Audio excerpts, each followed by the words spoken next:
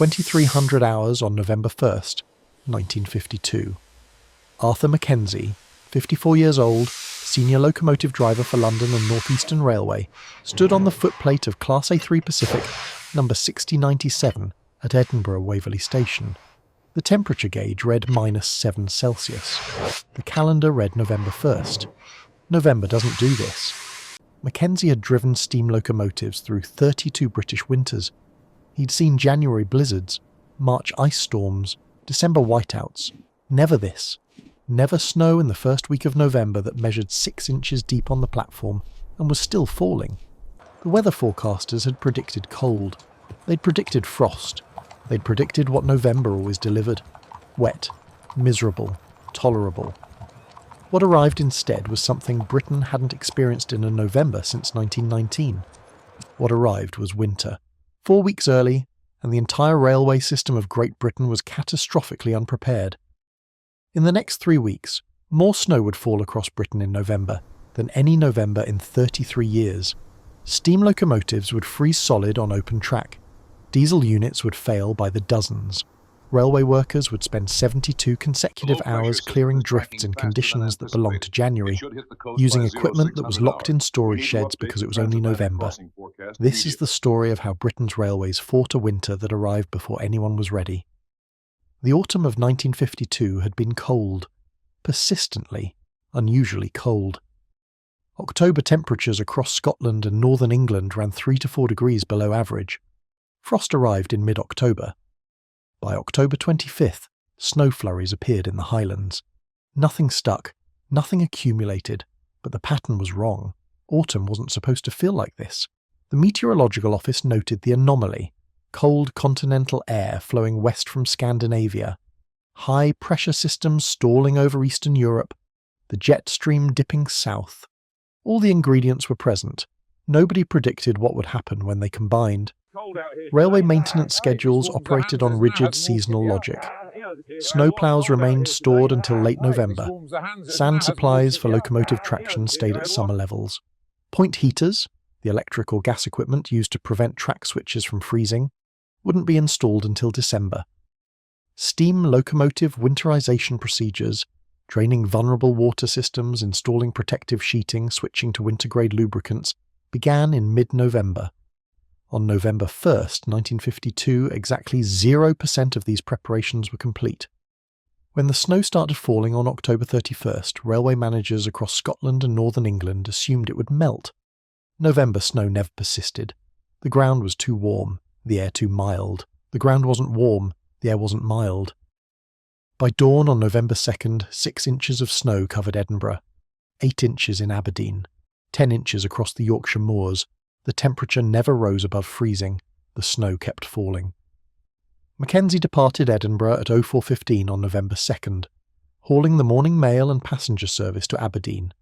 91 miles, scheduled time, 3 hours 15 minutes. He arrived 9 hours later. The problem started at Kirkcaldy, 23 miles north. Snow had drifted across the tracks in cuts where the line ran below grade level. Nothing serious. The locomotive pushed through. Then Lucia's Junction, more drifts, deeper. The locomotive's plough, a basic V-shaped fixture mounted to the front designed for light snow, began throwing snow upward instead of aside. Snow packed into the running gear, into the valve mechanisms, into the brake assemblies. At Arbroath, 57 miles into the journey, Mackenzie stopped to clear ice from the locomotive's injector valves. These valves fed water from the tender into the boiler. When they froze, the locomotive couldn't maintain steam pressure. Without steam pressure, it couldn't move. The clearing took 45 minutes, working in -9-degree temperatures, using hammers and steam jets to break ice formations that shouldn't exist in November. They reached Aberdeen at 1300 hours, 9 hours for a 3-hour journey. Mackenzie's experience was typical. By November 3rd, the situation had escalated from unusual to critical. The London and North Eastern Railway reported 67 locomotives delayed by snow conditions. The London Midland and Scottish Railway reported 49. These weren't cancellations. These were locomotives stuck on open track, blocked by drifts, disabled by frozen equipment, or moving at walking pace through conditions they weren't prepared to handle. The weather refused to improve. High pressure remained locked over Scandinavia. cold air continued flowing west. And on November 4th, a low-pressure system moved in from the Atlantic. When Arctic air meets Atlantic moisture, the result is snow. Heavy snow. Northern Scotland received 14 inches of new snow on November 4th. The Cairngorms received 22 inches. Drifts measuring 8 feet deep appeared across Aberdeenshire. The railway line from Aberdeen to Inverness became impassable in 17 locations. Railway maintenance crews worked around the clock, but they were using summer equipment for winter conditions, snow shovels instead of snowblowers, manual labour instead of rotary ploughs. The rotary ploughs existed. They sat in storage sheds because standard procedure said they weren't needed until December. James Stirling, District Maintenance Supervisor for the Highland Railway section, made a decision on November the 5th that would save the Northern Rail network. He violated standard procedure. He ordered every available rotary plough and snowblower removed from storage immediately. The equipment wasn't ready. Engines needed servicing. Fuel systems needed purging. Operators needed training refreshers.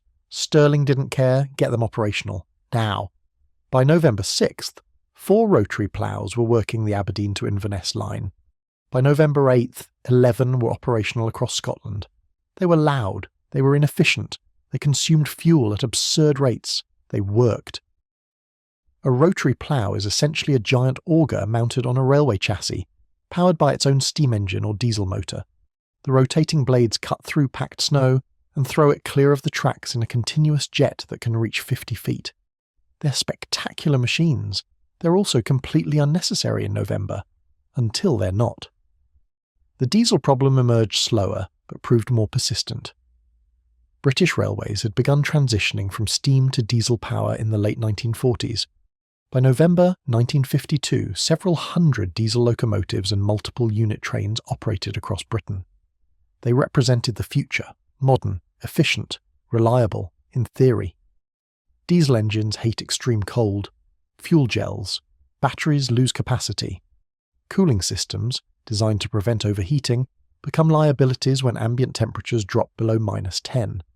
And the early 1950s diesel designs hadn't been extensively tested in prolonged freezing conditions because Britain didn't have prolonged freezing conditions in November.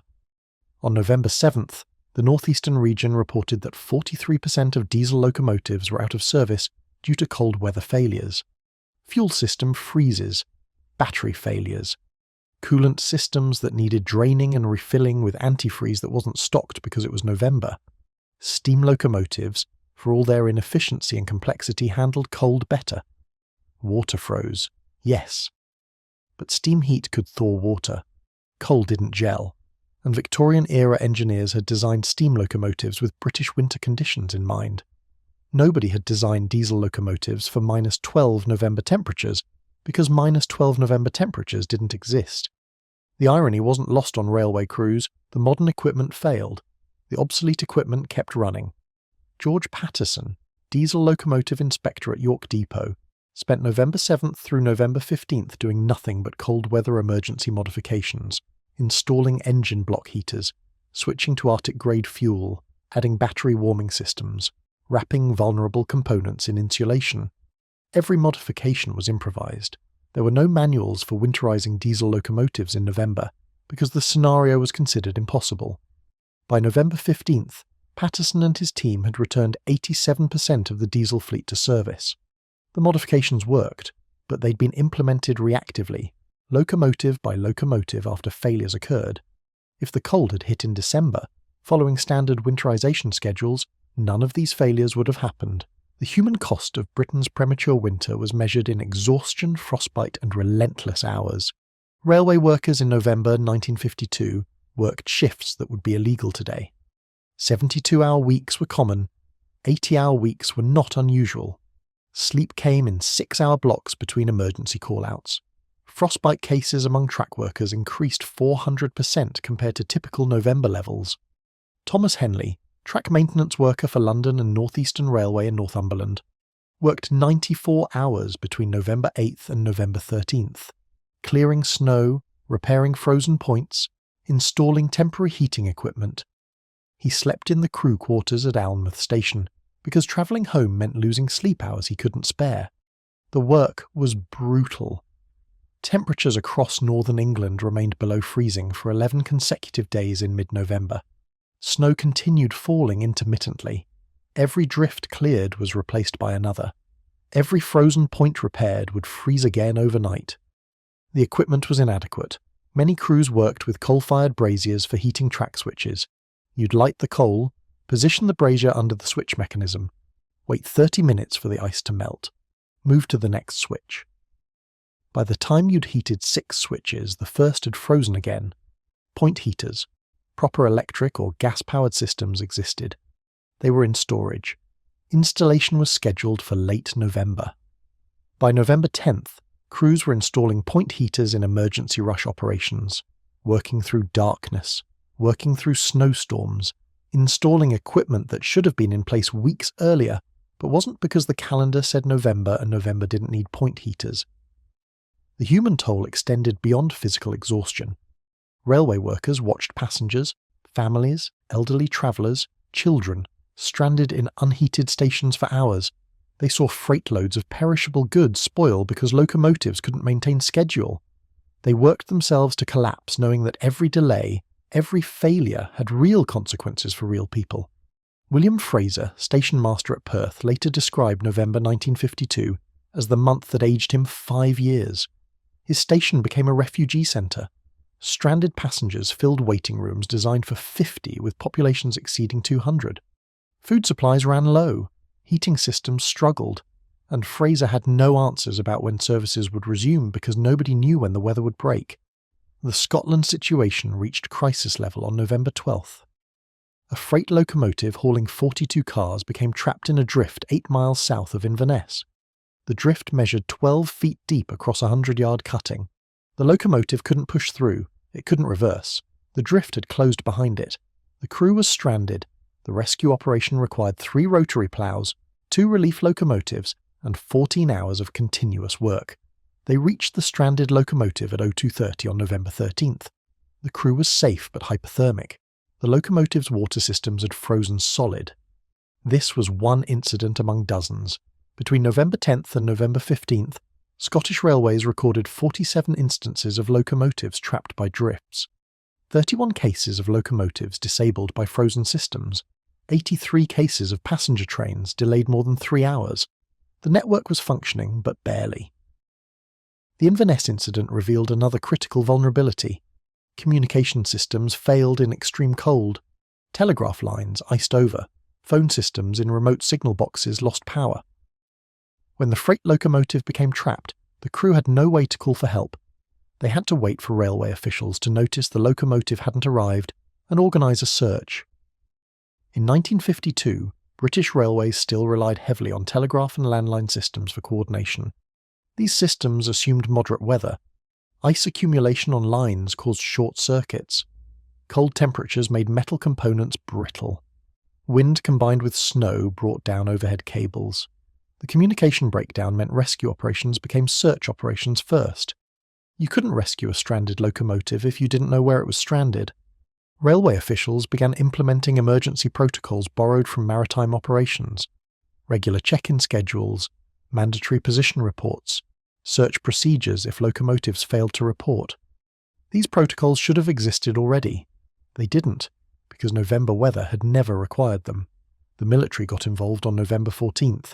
The British Army deployed personnel and equipment to assist with snow-clearing operations in Scotland and northern England.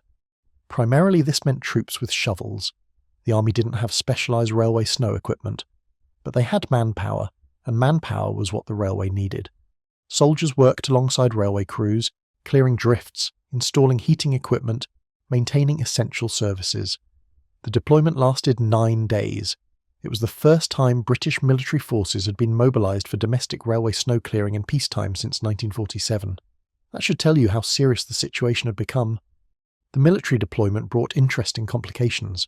Soldiers were trained for combat operations, not railway maintenance. They didn't know railway safety procedures. They didn't understand track geometry or clearance requirements.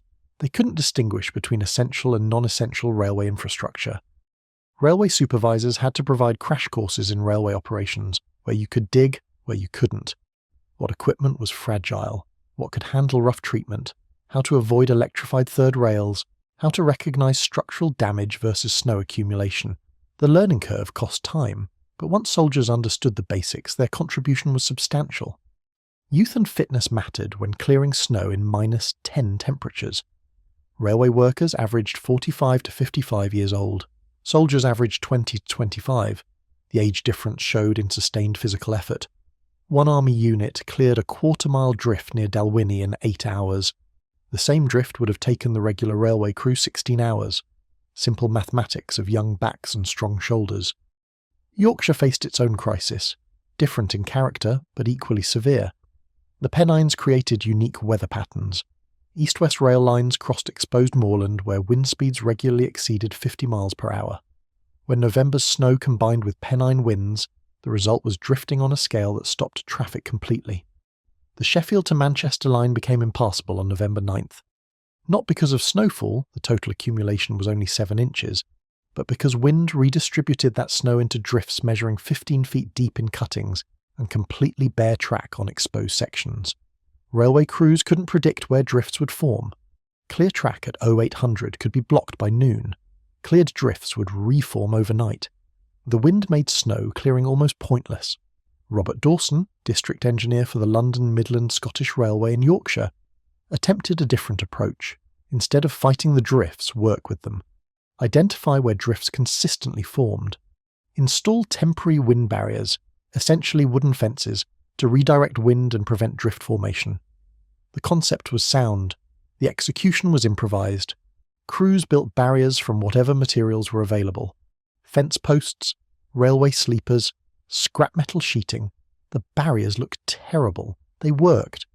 By November 16th, Dawson's crews had installed wind barriers at 23 critical locations along the Sheffield-Manchester line. Drift formation decreased by approximately 60%. The line remained operational throughout the rest of November. Dawson's solution was noted by railway engineers across Britain. Wind barriers became standard infrastructure for exposed moorland rail sections, all because November 1952 forced improvisation that revealed a better method. The weather finally broke on November 19th. Temperatures rose above freezing across most of Britain for the first time in 18 days. The snow stopped falling. Drifts began melting. Railways began recovering. The total snowfall for November 1952 exceeded any November snowfall since records began in 1884 in many locations.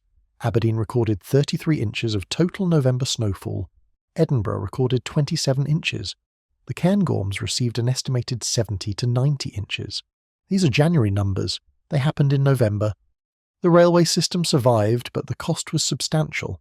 Estimated economic impact exceeded £2 million, equivalent to roughly £70 million today. Thousands of tons of freight delayed, hundreds of thousands of passenger hours lost, incalculable fatigue among railway workers who'd fought conditions they shouldn't have faced for another month. The administrative response was immediate and comprehensive. British Railways revised its winterization schedules in December 1952. Snow clearing equipment would now be prepared for deployment by November 1st, regardless of weather forecasts. Point heater installation would begin in early November. Diesel locomotive cold weather modifications would be implemented by mid-October. Emergency stockpiles of Arctic-grade fuel and anti-freeze would be maintained year-round. The revisions recognised a simple reality. Weather doesn't follow the calendar. Preparing for winter only in winter meant you were already too late if winter arrived early. November 1952 taught British Railways that lesson at tremendous cost. The policy changes extended beyond equipment and schedules.